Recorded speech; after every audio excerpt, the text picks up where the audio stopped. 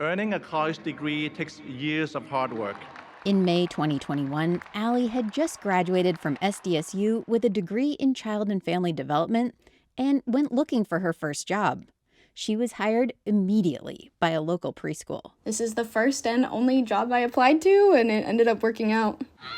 But her college education did little to prepare her for what she ended up walking into. So technically, I would have a co-teacher, and we would split up the children 6 and 6.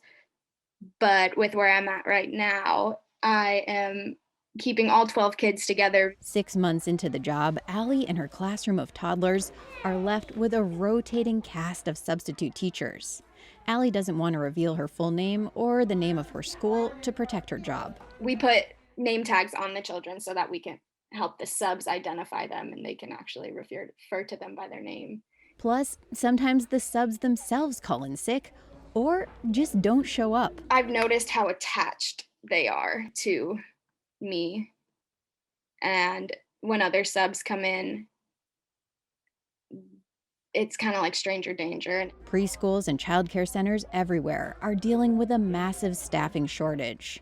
On job search websites, there are more than 200 local childcare openings, some even offering signing bonuses. Providers told KPBS they can't find qualified people to hire. The problem is much worse than the general labor shortage trend. Childcare providers have to compete with retailers and restaurants for workers, but those other sectors can raise starting wages. Plus, people are still worried about catching COVID from unvaccinated toddlers. We're asking so much for, $12 an hour when you could be making more at McDonald's or, Starbucks or Target, where you don't have to do such an emotionally demanding job. Caitlin McLean is with the Center for the Study of Childcare Employment at UC Berkeley. If we want to make sure that families have access to these services, we have to make sure that this is a good job that people want to do. And we have not been doing that. On average, California preschool teachers make less than half of what kindergarten teachers make, and more than a third of childcare workers live below the federal poverty line. Raising pay for these workers might seem like an easy solution, but there's a domino effect. First off, state regulations require childcare centers to have one teacher for every 4 infants and one for every 6 toddlers, which means a lot of staff. So if they pay more, they'd have no choice but to raise rates for parents, which many can't afford. There's no way that I can continue to ask parents to pay out of pocket at a higher weekly rate than I already do.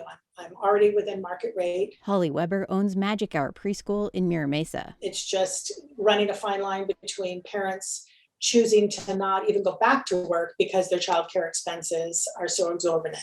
People, of course, are going to apply to jobs where you aren't being recognized. Like Allie, Brianna Mendoza also recently graduated from SDSU with an early childhood education degree.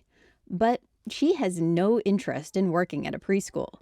She instead is looking at jobs where she would work one-on-one with children in crisis, which would pay $21 to $22 an hour. I mean, you are constantly running. I'm telling you, I would be sweating in the classrooms, whether I was changing diapers, carrying babies, feeding them, sweeping, it wasn't just childcare in there. It was sweeping, housework, doing laundry. Meanwhile, Allie, who is solo teaching at a local preschool, is trying to hold on, but isn't sure how long she wants to continue. Considering I'm doing the job of 2 teachers right now at minimum wage, it's really discouraging. Claire Trageser, KPBS News.